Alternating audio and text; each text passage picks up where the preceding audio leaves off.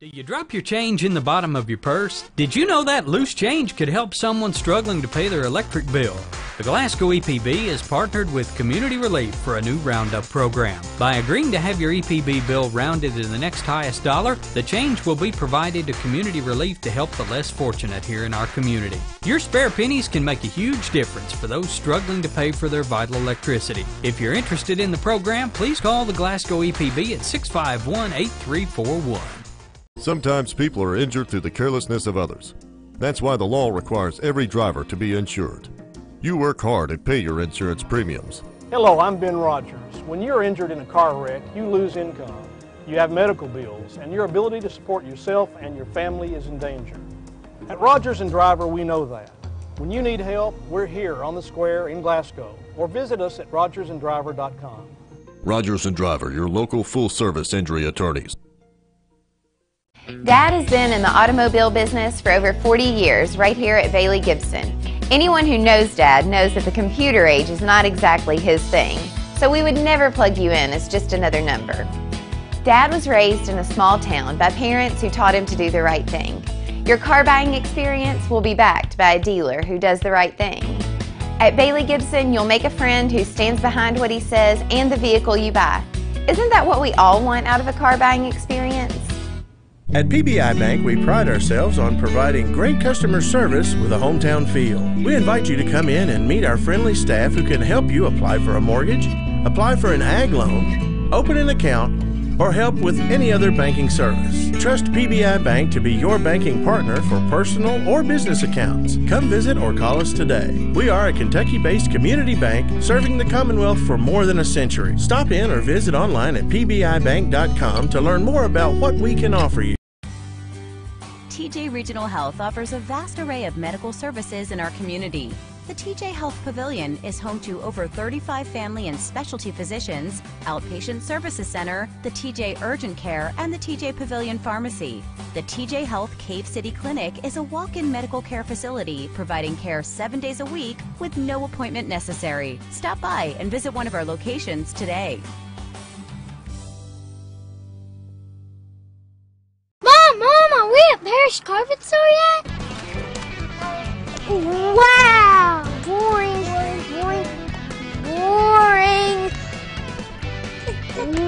Wow! Hey, let's go to the warehouse. Okay. Wow, look how tall that carpet is. Look how soft the carpet is. Hey boys, y'all come back to Parish Carpet, okay? Okay. All right. I'm sure glad we came to Parish Carpet. The Glasgow EPB is on Facebook and Twitter. Be the first to know when the EPB makes improvements such as new channels or new services. Wondering what's going on during an outage? The EPB provides constantly updated information that you can receive via Twitter on your cell phone. Plus, learn great new tips to lower your bill. On Facebook, just search for Glasgow Electric Plant Board and click the like button at the top right. On Twitter, search for the Glasgow EPB, then follow us and have updates linked to your cell phone. The Glasgow EPB, bringing you the future fast. BR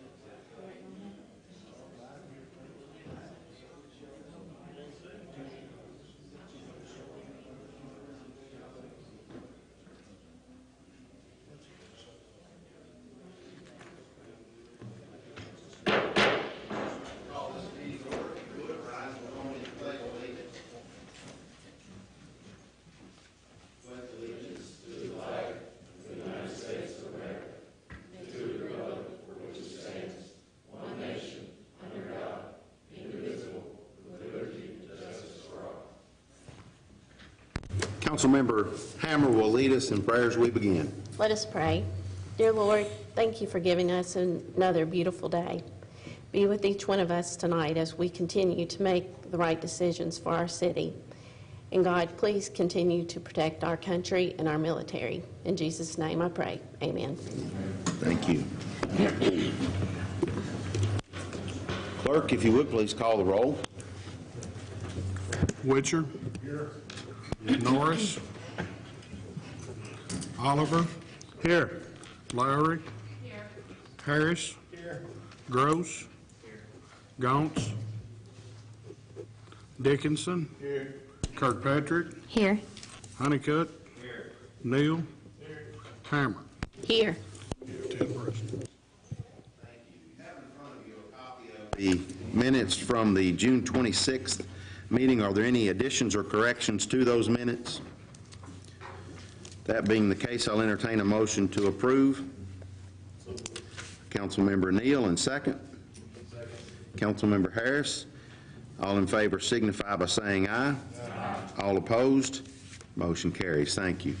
We have with us tonight Mrs. Sherry Lee, who's the Executive Operations Officer for the Housing Authority. She's here to give us her annual report. So, Ms. Lee, the floor is yours. Thank you very much. I appreciate the invitation to speak to you all this evening. And the first thing I'd like to do is let you know how proud I am of the Board of Directors, the Commissioners, the staff, and as well as the residents that we serve.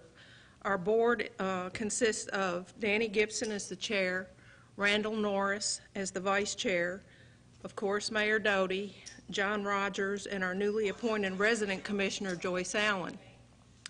By HUD rules and regulations, we have to have a resident serve on the Housing Commission, and we think that's a very welcome addition for our programs. Our employees are not federal employees, state employees, or city employees. We are an entity that's created by state statute, and we have a contract with the federal government to administer public housing and the Housing Choice Voucher Program. We do not receive any state or local funding for our programs. I truly believe that we have one of the best housing authorities in the state of Kentucky. Our programs fall under the U.S. Department of Housing and Urban Development, and we are assessed annually on both programs through HUD. There's 3,200 housing authorities across the country, and the HUD assesses all housing authorities with indicators, and some of these indicators include leasing, vacancy turnovers, vacancy rates, utilization of the funds that you receive for your program, your financial status, inspections, and the list goes on and on and on. There are 3 scoring categories: troubled agency, a standard agency, and a high performer agency. And I'm proud to say that the Housing Authority of Glasgow has scored high performer in both the voucher program and the public housing program for the past several years. No one ever grows up and says, I want to live in public housing, or I want to depend on rental assistance programs for the rest of my life, for my family. I never dreamed that I personally would work in public housing while I was attending school and college. I really didn't know that much about public housing until I graduated college. And Friday of last week was my 30th year at the Housing Authority of Glasgow. I couldn't imagine working and being anyplace else. I absolutely love what I do. The Housing Authority of Glasgow's mission is to exist to provide adequate affordable housing for eligible families and to promote the social well-being and economic independence of our residents in an appropriate environment. We are not just public housing anymore. We have 2 different programs that I mentioned: public housing, where we have 367 apartments in Glasgow and in Cave City. A lot of people don't realize that we have units in Cave City. We have the Housing Voucher Program, which has another 338 vouchers where we assist families throughout Barron County. We also manage a private rental property in Park City, which has another 27 units of affordable housing. So altogether, that's 732 units or families that we assist, and that's a little more than 1,500 individuals that we house here in Glasgow and Barron County. So how do we impact our local economy in 2016? On the financial side of things, in operating subsidy, we received $803,000 for public housing, a capital fund grant of $528,000, a family self-sufficiency coordinator grant of $43,000, and tenant rents. A lot of people don't realize that our residents pay rent, but that was $971,000, or an average of $221 per month per unit that a tenant pays the Housing Authority. We also received $1.6 million in our voucher program. So that's a little over $3.9 million that have been brought into Glasgow and Barron County through the two housing programs. How do we spend that money? Well, we paid the City of Glasgow and the City of Cave City $60,222 in pilot, or payment in lieu of taxes. Our utility expenses were a little over $404,000. Maintenance and upkeep of our facilities was a little over $700,000. And then we paid out $1.21 million in housing assistance payments for our rental program. That averaged a little over $249 per month per voucher for families that lived in Glasgow and Barron County. This year our funding will decrease.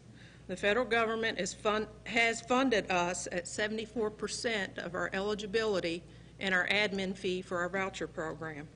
I don't know about you, but there's not too many businesses that can make it on 74 cents on the dollar.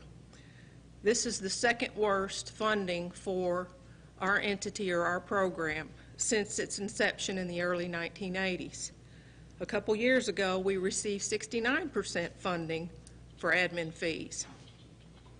So we're also experiencing a decrease in operating subsidy for public housing program. HUD changed the eligibility formula this year because income inflation factors and gas and utility, or natural gas and gas prices, have decreased. So even though they are giving us a higher proration because these funding mechanisms have changed, it means we'll get less money even though we're getting a higher proration. So I mentioned we're not just public housing, bricks and mortar anymore. What did I really mean by that? We offer lots of programs and services that assist our families. If you haven't seen our Hero Center on the corner of Cheatham and Roseville Road, I invite you to come down and take a tour. I'm really proud of that facility and the community sense that it has brought to Glasgow and Barron County. The original Hero Center was built debt-free by capital fund grants. We don't owe anything on that facility. We offer an elderly service program called There's No Place Like Home. This program assists senior citizens and disabled families with special needs to enable them to live at home independently as long as they possibly can. The commodity program, which is through Feeding America, has two different components to it. We have a box program for senior citizens, which we average 310 senior families we assist monthly, and the emergency bag program, which we assist 320 other families monthly. We also have farmers market vouchers that are for elderly and disabled senior citizens. And then we have the backpack program, which we oversee during the school year each year. Our FSS program, which is one that I'm really proud of, is a grant-fed program that allows families who want to improve their quality of life to enroll up to 5 years. The family can establish their own goals, and some of these include seeking a GED, continuing education and training, obtaining or improving their employment, financial budgeting classes. Their goals are aimed to become more self-sufficient from government assistance and eventually move out of public housing.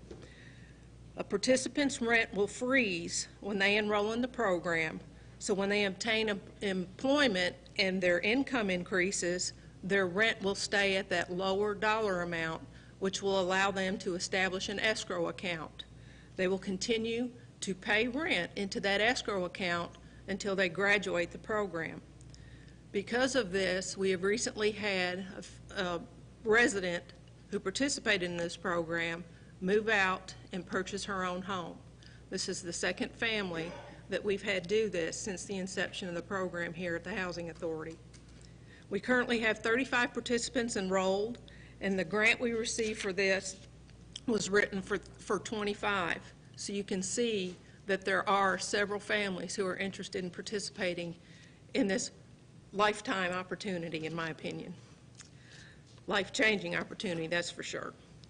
See, we've held employment, education, and service fairs at the Hero Center, which fall into the Family Self-Sufficiency Program. We also take care of our kids. The Boys and Girls Club have been an extremely wonderful partner for us in that facility, and we're very proud to have partnered with them. They have even expanded the facility with a new food service and program area addition. GAP has also used the facility for their basketball programs in the fall and in the winter. GAP is the Glasgow athletic program. And then Upward uses the facility for their faith-based athletic programs. We also have additional faith-based and outreach programs for the kids. One thing that we're really excited about is that we've begun updating the exteriors of our housing complexes around town. The first site that we have completed is Robinson Court and Joe Trailer. If you have not driven through the neighborhood, please take a moment to do so. I just think it's done a total transformation, not only for the outside of the building, but for the families who live there. They have been really pleased with the results. In August, we plan to start our second phase of this, and we're going to start over on Park Avenue on the other side of town. So hopefully, as we get funds, we'll be able to complete all of our facilities. In closing, I just want you to keep in mind that your mind is a garden. Your thoughts are the seeds. You can grow flowers or you can grow weeds. I believe I see flowers in all of our neighborhoods. Anybody have any questions?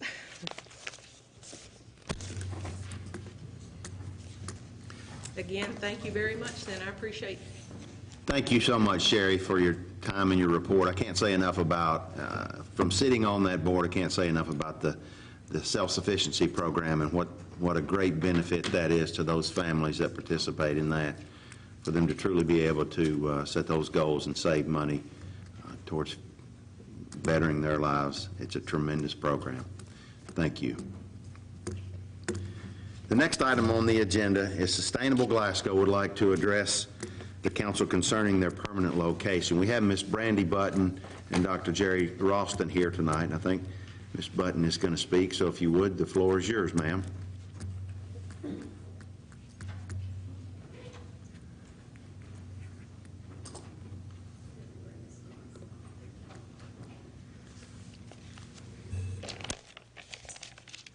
Hello, I'm Brandy Button, and I'm the Acting Executive Director of Sustainable Glasgow, which is a 501c3 grassroots nonprofit here in Glasgow, and we put on the Bounty of the Barons Farmers Market. We've also coordinated the shindigs on the square. Any of you are familiar with that. We actually came to the City Council on October 10th, about 9 months ago, so I don't know if you all remember that, but we came to you all because we had received a grant through USDA. It's called a Rural Business Development Grant, to do a feasibility study on the public parking area on the square there, to see if that would be a good location for a pavilion, for a permanent structure that we could have the farmers market in, but would also be multi-purpose for city activities and covered parking during the week. It would be something that on Saturdays we would use for the farmers market, and the rest of the week the city would be able to use. So we came to you all to get permission to have that feasibility study done on that property, and we have now received the feasibility study, and that's why we're coming back to you tonight. Basically, we have a conceptual plan of what can be done with that space. They did a survey of the area, looked at different structures that could go there, and what we're coming to you all for tonight is to see if we can get the council's blessing to release a press release about what the study found, and just kind of start putting a bug in people's ears as far as if this is something that we want to do, then the next phase will be fundraising and looking at other grants to fund the actual structure itself. So I'm here to answer any questions that you all might have about that study. What we found was we basically have a structure that can go there, and we would have public restrooms as part of the design, and then some storage areas that would be in a facade. And the facade is something that is not yet determined because we know that we'll have to go through the historic committee, and we want to talk to local business owners and all of that before we start even thinking about a design for the facade. But so we're just hoping to get a blessing from you all as the council to move forward with the project, and I will answer any questions that you all have.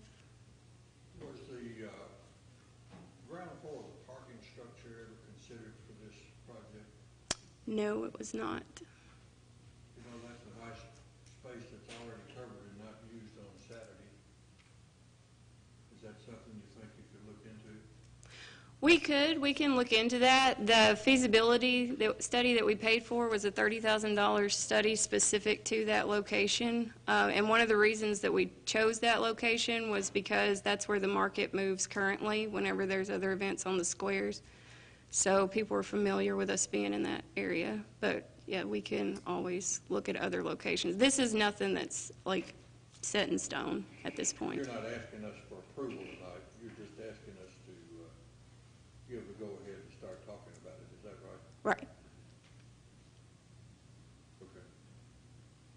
One of the things that I really like about this is we all know anytime we have any kind of an event, whether it's a car show or anything else here on the square, that restrooms are an issue, and I'm sure Mr. Harris can speak to that. But the initial conceptual plans include public restrooms that could be used for those events. So I think that would be a tremendous blessing for the community in events other than the farmers market. So,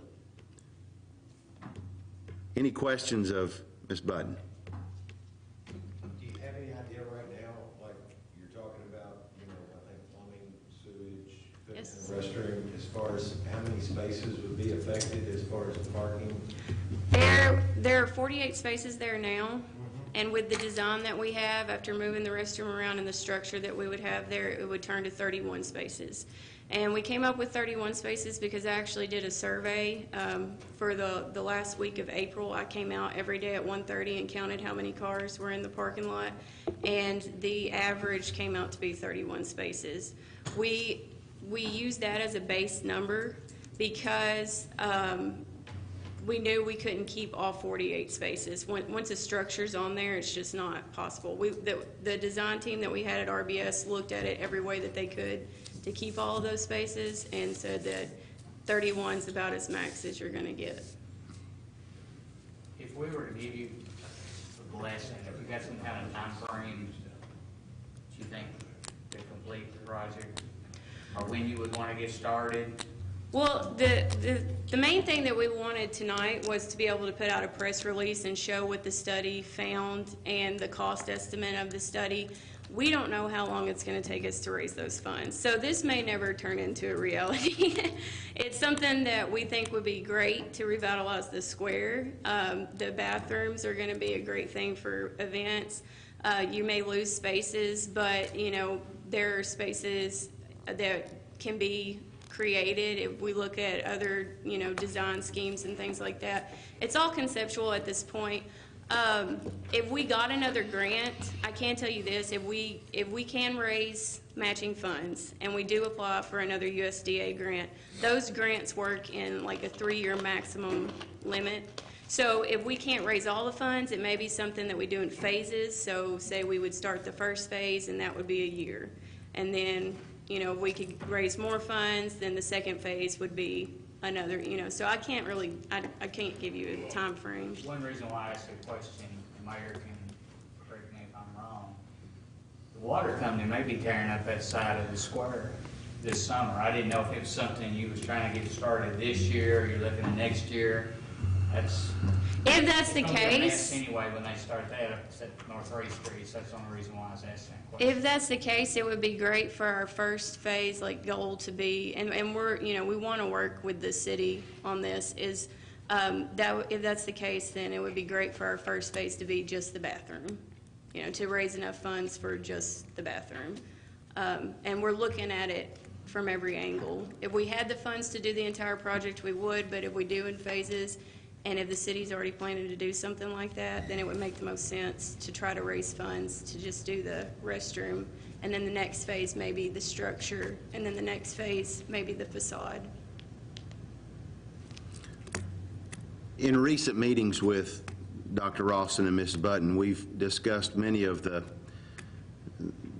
public square issues that have frustrated all of us for many, many years. Those issues being parking, traffic flow, crosswalks, any number of things. And as a result of that, I'm going to be asking, should this group decide to proceed with this, I'm going to be asking our infrastructure committee to work with the infrastructure committee of the Chamber of Commerce to research and to make recommendations for improvements as we continue with potential changes on the square. Just as Councilman Gross mentioned, the street on that side of the square will be destroyed basically when we make those upgrades to the sewer and water infrastructure over there.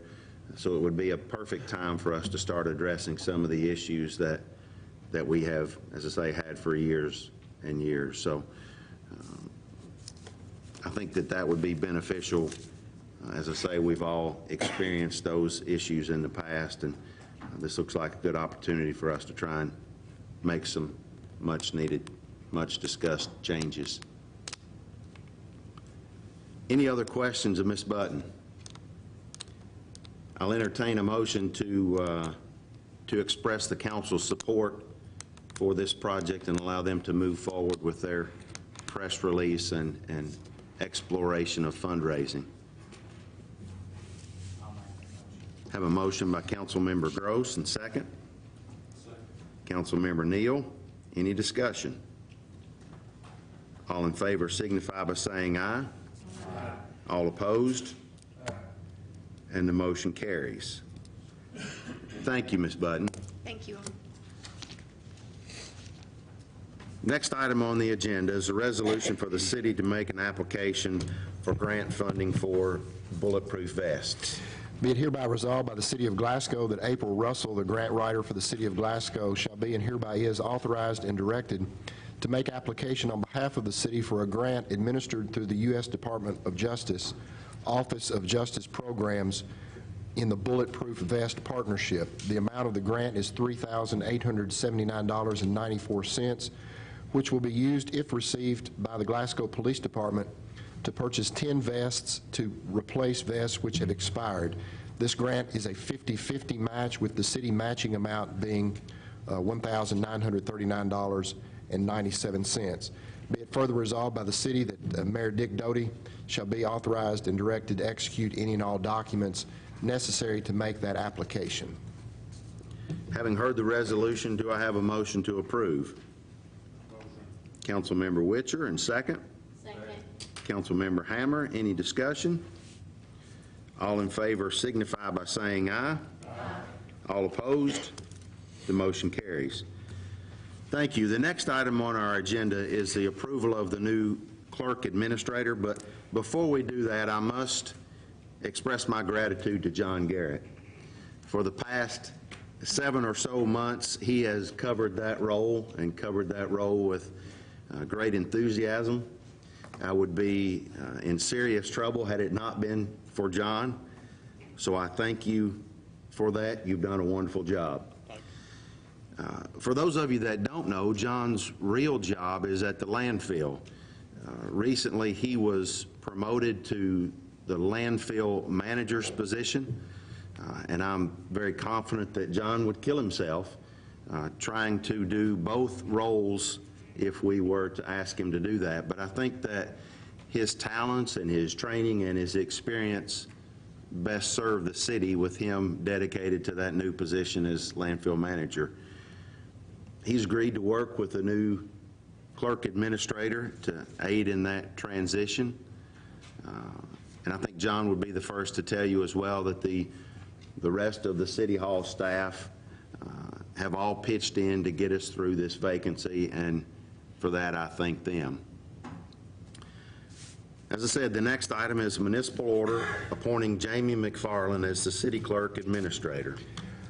On order of the Mayor, Jamie McFarland is hereby appointed as the City Clerk Administrator of the City of Glasgow, subject to the approval of the Glasgow City Council.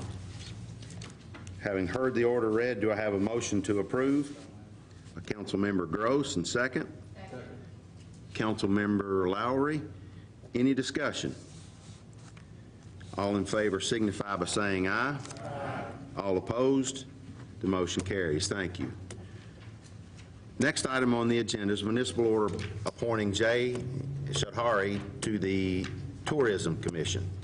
On order of the Mayor, Jay Shadhari is hereby appointed to the Glasgow-Barron County Tourist and Convention Commission to fill the unexpired 3-year term of Carol Smith as the lodging representative to the commission, said term ending June 30, 2019.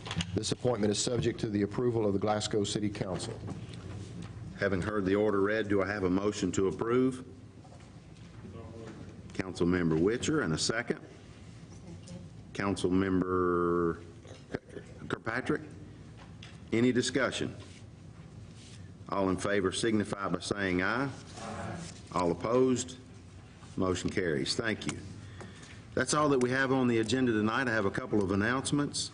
The Chamber of Commerce Quarterly Breakfast will be held this Friday, July the 14th. That'll be at the Country Club at 7 a.m. And this year's sponsor is Bluegrass Cellular. The speaker will be Kristen Branscombe, who is a commissioner for the Kentucky Department of Tourism. For more information, you can contact the Chamber office, and council members, your tickets are available at the at the Chamber.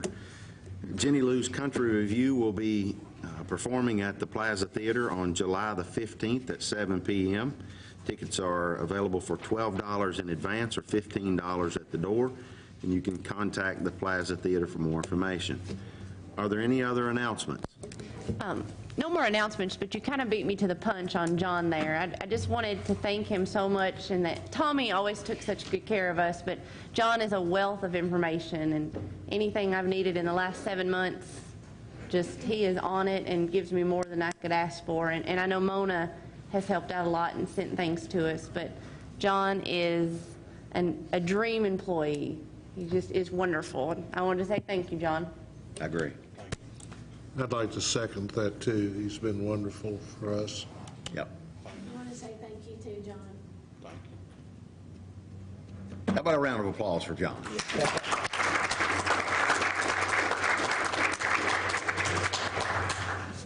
If there are no other comments or announcements, I'll entertain a motion to adjourn. Motion. Councilmember Oliver, and second. Councilmember Dickinson. All in favor signify by saying aye. All opposed? Motion carries. Thank you. We're adjourned.